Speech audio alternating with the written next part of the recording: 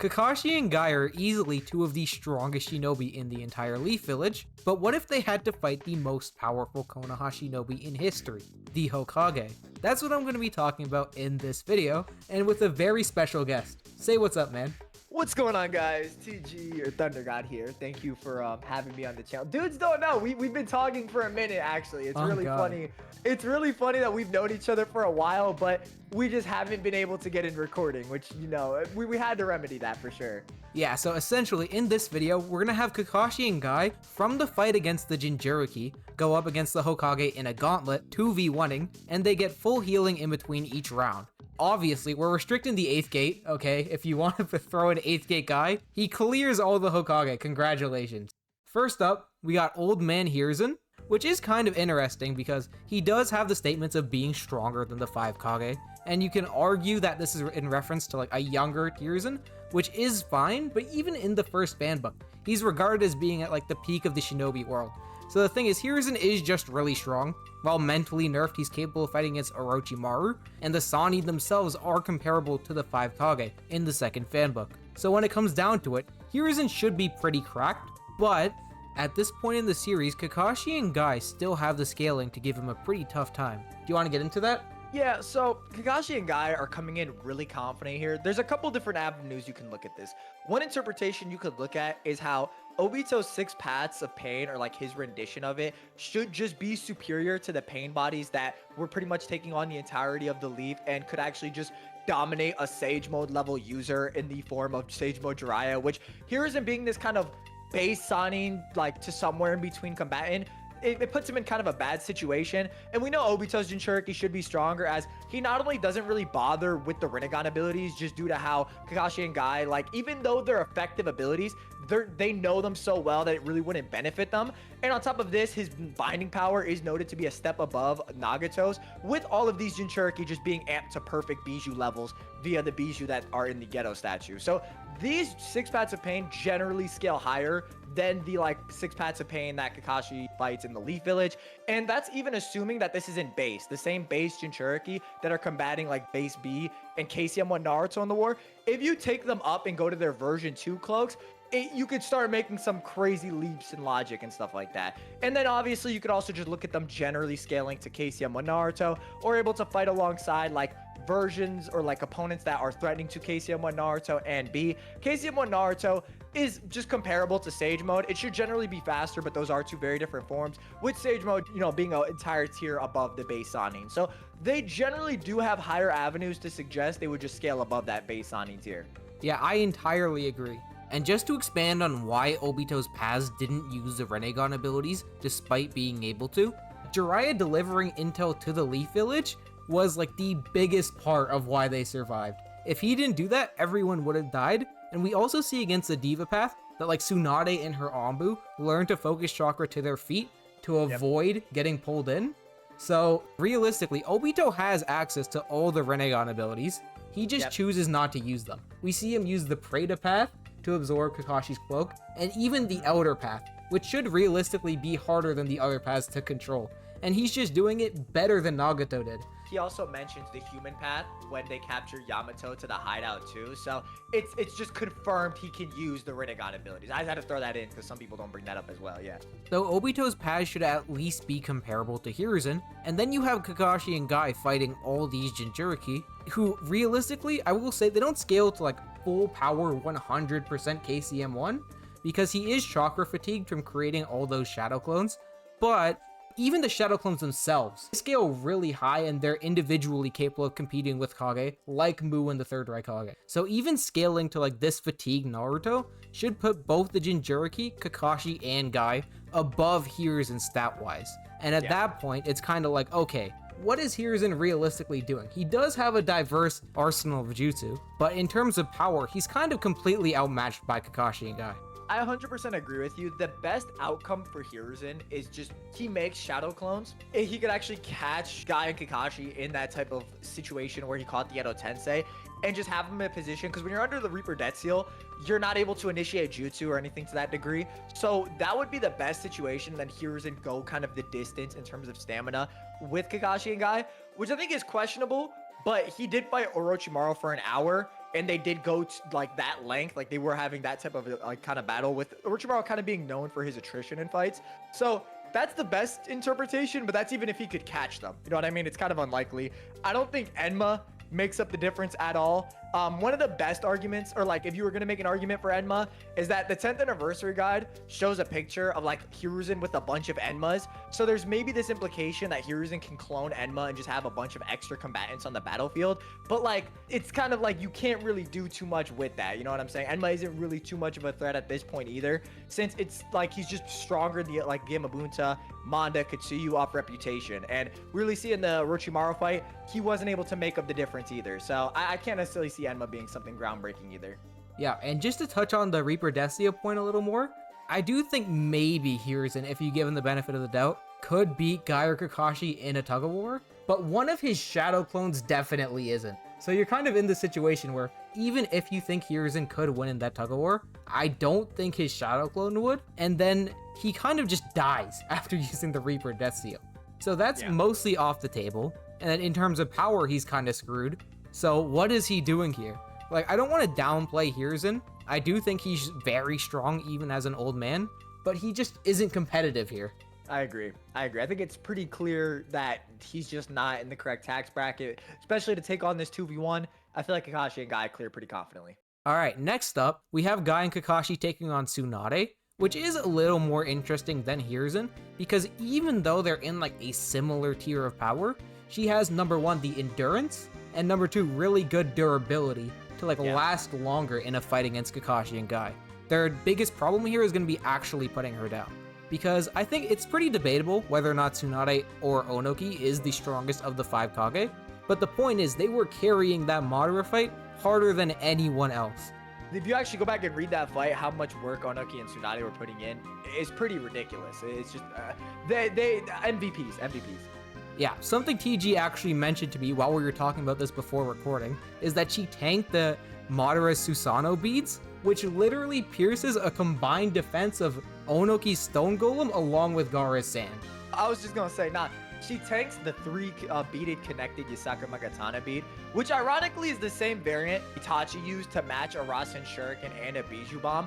And she was able to withstand that, which is far stronger than the individual beads that were breaking through a stronger variant of Gaara and Onoki's double defense. So her durability is just absolutely insane. It's mind-boggling, and I had that on that, but I agree with you. She's just like, I think people don't realize how much of a monster she is and how she's just like this high stamina, high durability fighter. Like one of the other points we were gonna bring up is like, she ironically has better stamina than the Raikage, because the Raikage is just turning off his lightning cloak and not using body flicker throughout the multiple times throughout the Madara fight, where she's just continuously running her Byakugo seal and just fighting at max power. Like even the Raikage knows like you cannot be fighting at max power like this. You're gonna wear yourself out.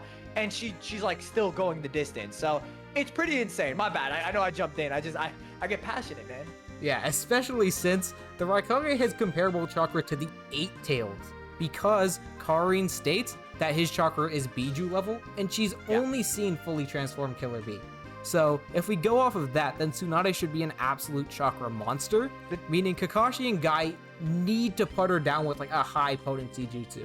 Now, I think you can argue that like maybe the Raikiri could do it, because they were just slicing through the version 2 Jinchuriki, again, the same Jinchuriki that were competing with KCM1, and then I think Guy might be able to do it as well, because he was fighting against a fully transformed 6-Tails, and not everyone knows this, but all the Jinchuriki that were being controlled by Obito are perfect Jinchuriki, since we see them use the partial transformation, and these partial transformations are what Kisame notes is so impressive for B, and like makes him deserving of the title of being a perfect Jinchuriki. So since Guy is like fighting this fully transformed 6-Tails, first of all, it means Katsuyu isn't going to be a problem here. Like, we haven't bring her up so far, and it's because she isn't that relevant. Like, she's good for healing Tsunade, but it's not going to take Guy or Kakashi down. The one thing I could see Katsuyu being useful for is potentially, so Tsunade's a Genjutsu type. If Kakashi, for whatever reason, like, did decide to Genjutsu her in base, you can argue her Byakugo seal might counteract that, since it's flooding her body with a foreign Genjutsu. If you want another interpretation, Mini Katsuyu could also just like push chakra or agitate Tsunade's chakra as well if it was like on her shoulder or something like that. But it's Katsu's more so in like a stalling category. It's really just there to heal Tsunade. Maybe she makes like kind of a puddle of like healing, like she does later on in the war, like kind of like an area of effect where she could just kind of stand there, like an MMO where she just gets healed over time and stuff like that. But realistically, like Katsu doesn't have anything in her arsenal that's really just going to be tagging Kakashi. Like her acid has some good implications, but like that's never touching Kakashi and Guy. You know what I'm saying? In any stratosphere is that ever doing that? And it's just like we see Guy literally 1v1 the Six Tails. You know what I mean? It's a really good feat. I mean, it's literally a Saku Jaku's the Six Tails attack. So you could actually argue even like he could just like a Saku Jaku Katsu if she separates from physical like force trauma and just like separates them everywhere. And even then like Katsu has a timer, so it's like Tsunade would probably outlast the timer that Katsu has, ironically. So I agree with you. I don't think I think she could be useful, but I don't think like it's enough to just like give Tsunade any like leeway or anything like that or make up any difference. Yeah, so it's kind of a weird stalemate where like Tsunade isn't going to be taking down Kakashi and Guy very easily, but they just have a hard time getting around her regeneration, which leads us to their main win cons for Kakashi and Guy, which is Kamui and the Hirudora. So the first one for Kamui is, it's literally just sniping Tsunade's head off. Like, I know people mentioned that Kakashi doesn't do it in character, but his Kamui is just really, really fast. Like, it's tagging a Rasengan out of KCM1 Naruto's hand. Naruto's faster than Tsunade at that point, obviously, so if he does go for, like, her head or her heart, potentially it could just kill her. So it is very insane. One thing, because you mentioned Kakashi in character, I will say, if you want to argue this, like, you could just say, if Kakashi sees that they don't have anything to take down Tsunade, and if he's pressed enough, he will just use Kamui. That is an in-character thing to do. So it's very easy to kind of just say, like, Tsunade does well, and then Kamui comes out. Now, Kakashi's Kamui is pretty insane. It's fast enough to where, again, it's able to stay relevant and actually outpace, like, Naruto in the battle against Obito. And I'm maybe not talking about some later iterations. Like, there is a point where he just teleports an entire shadow clone in front of Obito's eye to the Kamui dimension. Obito actually thinks he outsped it via his Rinnegan Rod. You could argue the Rinnegan Rod actually obscured Obito's vision, but Kamui does have to have impressive speed to be able to even like match that or be fast enough to where after the Rinnegan Rod appeared, it's the clone was still sent to the Kamui dimension. So the speed is pretty insane. It's pretty insane. In Kakashi's Kamui speed, it speeds up over the war. Like he's getting to the point where he's like Kamuing like Minato's Rasengan before it hits his body after 6 pads Madara kicks it at him. So, you know, it's not like, and it just starts like from White Mask Obito as a benchmark. So it's pretty ridiculous from that standpoint. Yeah, that's pretty crazy. And then the other thing that could put Tsunade down is the Hirudora. Now, we already mentioned that like Sith-Gate Guy can throw hands with the full Six Tails, and the Hirudora would just scale above that. It also sent Madara Susanoo flying later in the war. And I know people have claimed that it like completely obliterated Madara Susanoo, but that's not really true because we don't see the outcome on screen. But to even send Madara Susanoo flying is still a really good feat. And with that in mind, I do think if Tsunade was just directly hit by a Hirudora, it would not be good for her. Like even with her regeneration, she might just blow up, which sounds kind of crazy, but the Hirudora is just cracked. One thing I like to note too when talking about Hirudora is that the version that Guy uses against Madara is nowhere near a full power Hirudora compared to the one that he does against Kisame. And you see this like off of the after effects because Guy's bleeding. But if you actually look at the head of the Hirudora, Madara's body is way bigger than like the head of the Hirudora compared to Guy's body that he uses against Kisame. And the explosion is far smaller. So this is not even a full power Hirudora that's like launching Madara Susanoo across the battlefield. So imagine what a full power one can do. I'm just kind of making like putting it in perspective. But yeah, like this is a nerfed version of the technique. And you also do, like see this off the drawbacks when the Guy uses it, which makes sense because he does use the gates before he does it in the war arc as well. Yeah, so I do think Kakashi and Guy would win against Tsunade with like mid to maybe high difficulty, just because even though she's hard to put down, all of her attacks are close range. She's like only punches and kicks. So realistically, when you have Kakashi and Guy, who even though Guy's a taijutsu user, with the Asaku Jaku, he is like a mid-ranged fighter. And then you have Kakashi who has a lot of mid to long-range jutsu. Tsunade just isn't good stylistically, and when you look at their scaling to KCM1, Kakashi and Guy should also outstat her at this point in the series. Yeah. So there's just not much she could do, unfortunately. One little extra point I just want to throw in. When Naruto, even in a fatigued state, is actually able to like hold up the Four Tails mouth while it's like trying to chomp down on him.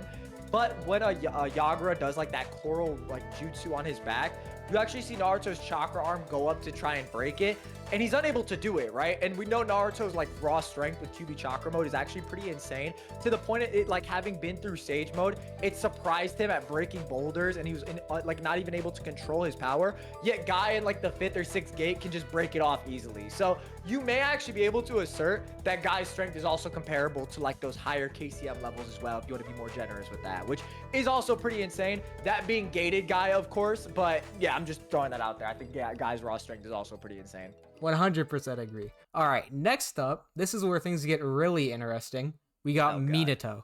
Now, Minato is pretty crazy to scale in general because most of his scaling is narrative based. So if you don't think Minato got stronger from when his Jonin days and he's just like KCM 1 4th Raikage level, I'm not gonna lie, I don't agree with that interpretation. I don't think he's great, but if you do, then Kakashi and Guy outstat him here. But if you do go with the other narratives surrounding Minato, which I think are more consistent, which is him telling Naruto, like, hey, you need to master the Nine Tails in order to beat Obito, someone Minato already defeated. And then you look at Kurama confirming that he was referring to KCM2 here. There's like 3 statements of Kurama saying, oh yeah, this is what you wanted, Minato. So we know it was referring to KCM2. And another interesting point I've heard brought up before is that Minato specifically uses the word master the Nine Tails, and when Naruto's in KCM1, everyone keeps using the word control. You have control over his chakra, but when he achieves KCM2, Kurama just says like, oh yeah, he's gained complete mastery over my chakra. So if you look at the wording there, it can kind of imply that Minato was inferring like controlling all of his chakra, which is why he used the word master, and the only other time we see that word used was when he had achieved KCM2 by Kurama. So if you go with that interpretation, then Minato would scale somewhere in between KCM1 and KCM2, which I think is a lot more consistent and helps him a lot in this fight. What do you think about all that? That was a phenomenal explanation. I just gotta say, that was amazing. I love everything you said there. I think you did a really good job encapsulating it. Like, a lot of Minato stuff is just generally interpretation based. I honestly feel like I can't even add to that just because you condensed it and like capitalized on it, or like, you know, you summed it up so well. One of the things I will say as well is that Minato, if you do go off like a faster interpretation, on top of him actually just like being faster than them, is kind of a detriment, since guys' gates are kind of like flashback, like they inflict damage to him as well. So that's already putting Guy in a bad position, because he's eventually just gonna keep missing and take himself out of the fight. It also doesn't really put Kakashi in a good tax bracket, because the version that fights alongside Obito at the beginning isn't at those KCM2 levels. It's pretty clear, since Naruto performs a feat, that Kakashi's like, I gotta Kamui like 8 Bijou bombs, which realistically he probably wasn't going to be able to do, but he still kind of had to try it since they were about to be taken out, and Guy was going to use the 8th gate. So if you do go with like maybe a higher interpretation of Minato for like KCM2, he's really just going to be able to stall out and be able to take down Kakashi and Guy. A more mid-range interpretation, or like a lower one of KCM1, I think is more debatable. I think you could also get into arguments like Naruto potentially not being at full power in his actual fight with Obito. So I do think there is wiggle room there, but I thought you did an amazing job summing that up. I can't even lie. Yeah, the problem with Guy and Kakashi at this point is that they don't have any great counters to FTG outright, because Minato in character throws out like 20 plus kunai onto the battlefield. I know against A and B, he threw out 27 kunai. So if that happens to Kakashi and Guy, they're in a bad scenario where, okay, Minato's probably relative to, if not faster than them, even if you go with a mid-end interpretation, and he can literally appear anywhere. Now, Kakashi and Guy do use a strategy they use against the Jinchuriki, is that, okay, we stand back to back, just handle what's in front of you. So that's probably their best bet, but the problem is that Minato's, when he comes out of FTG, he can like come out already stabbing someone. We see he does this with Obito, where he teleports with his kunai already in his chest. So if he does something like that, Kakashi and Guy are doing pretty bad here. The only real questionable point is how hard does Minato hit? Because if you look at the implications from his one-shot feat, with him clashing with the suppressed Ninetales Biju Bomb, I think you could definitely make an argument that Minato has the AP to damage him, because the Biju Bomb was a lot bigger than the ones made by 4 and 6 Tails Naruto, and even though Kakashi and Guy, they are pretty durable, we see them tanking like swipes from the version 2 Jinchuriki, but I don't know if they're just taking like a Biju Bomb point blank, even from 6 Tails Naruto. The only argument you can give is like 7th Gate Guy, but the problem is at this point in the series, he can only use the 7th Gate in short bursts. Like, it's not like he's maintaining the 7th Gate for throughout the entire fight. So Agreed. If he opens the 7th Gate, all Minato has to do is like just avoid him with FTG long enough for it to run out. And then Kakashi and Guy are literally in the exact same position they were at the beginning of the fight, except Guy's more fatigued. So I don't think there's much you can really say to argue for Kakashi and Guy winning. How do you think this plays out? No, bro, you're this might as well be a solo video with how well your commentary is right now. Like, I literally agreed, and I think you phrased it up perfectly. I honestly, like, I don't even think I have anything to add. Like, that was like the perfect explanation. I think you did a great job summing up Minato's AP. I think if you another alternate interpretation you can maybe make is like, if you don't think that the Rinnegan actually gave Obito an insane stat boost and only really gave him like maybe a passive stat boost and like new abilities, that also puts Minato's AP in good standing, since Obito's consistently just tanking Naruto's Rasengans. But that's a little more debatable. It's more so like how you view the Rinnegan and its foreign chakra interacting with Obito. The way Obito actually describes the Rinnegan, it's almost like a separate source of power.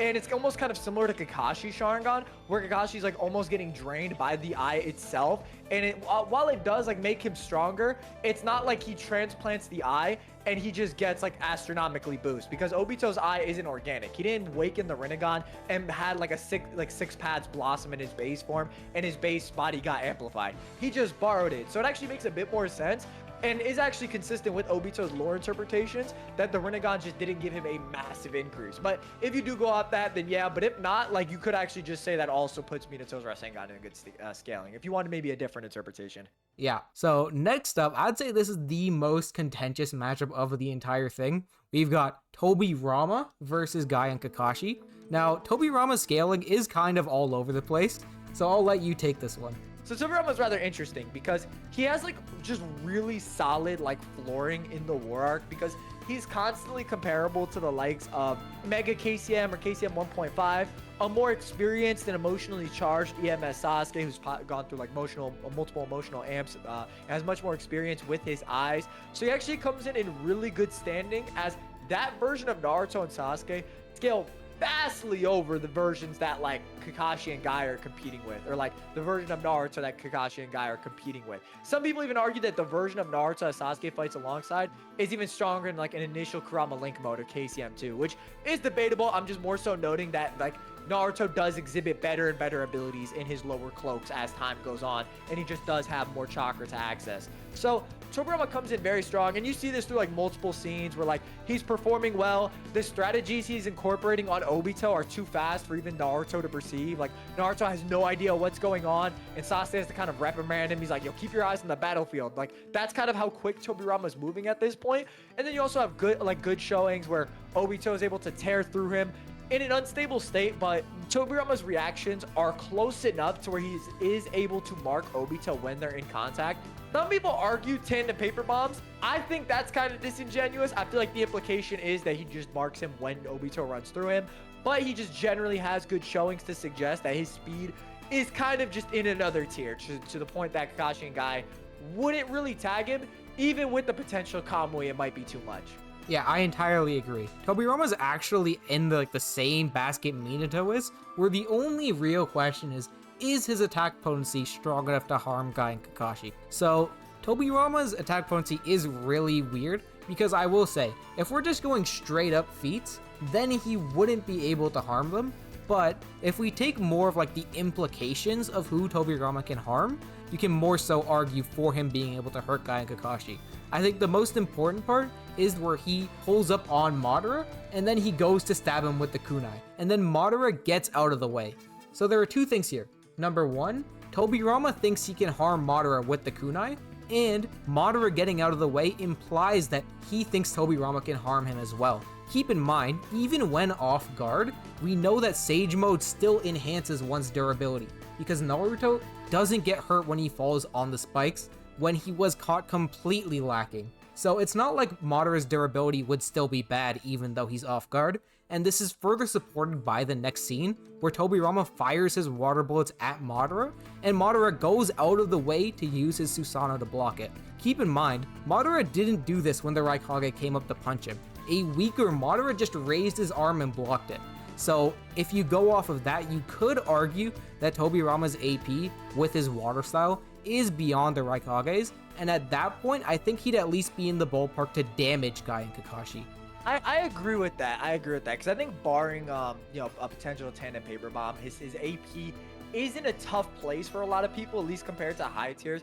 I like what you said about the kunai point, because in Naruto, it's very weird how kunai function, because it's kind of one of those situations to where if you're strong enough, the kunai is going to be relative, and we know shinobi just amplify themselves or basic shuriken throws with chakra, as we see from the Kakashi novel. Even chakra is invisible, like they can still be amping themselves, and we just don't see the chakra. The only chakra we really see with like weapons is when they're amped with like an elemental release or anything to that extent. So the way I kind of look at kunai is like, if you're close enough to the person, they're just able to stay relevant. Look at it like you're amplifying yourself with chakra. You have a low surface area edge, high AP move that if you're close enough and can amp yourself to a close enough degree to whoever you're fighting, pretty much you can damage them. And this is like kind of a similar principle, I argue, with like Minato damaging the Raikage. I think it cuts both ways, and I think it's just weird to suggest Tobirama would try and stab Madara if he couldn't. You know what I mean? And it's really weird. Something else people don't bring up as well either is that after their fight, there's actually like dust clouds behind Madara, which you could argue that like that's for dramatic effect, but you also could argue that a fight happened off screen as well. Like there was more combat that we actually didn't see. Now I think it's implied that Madara used limbo, but just to add to that. But I think with what you said with the water style AP, I think there's a good precedent to suggest that Madara in character does just let defenses hit his Susanoo. So if you wanted to argue it around, I think you can, but I think Tobirama generally has good implications. There's some anniversary stuff as well, but yeah, I think he's in the right ballpark. Yeah, so again, I'll say this is debatable. Like, if you think Tobirama just doesn't have good enough AP, I don't think that's a bad take, but personally, I think he is strong enough to harm Kakashi and Guy, and he's also fast enough to, like, outspeed them. I won't necessarily say he's a blitz tier above them, because people throw around the word blitz way too easily. Ooh, I don't know Naruto? if he... Oh my god! Yo, you have my trigger word. Keep talking. I'm sorry. It's just, ew. Yeah, so I don't know if he's blitzing them, but the point is they're going to have a lot more trouble tagging Tobirama than Tobirama is going to have tagging them. So generally, I would have Tobirama over them most of the time. Yeah.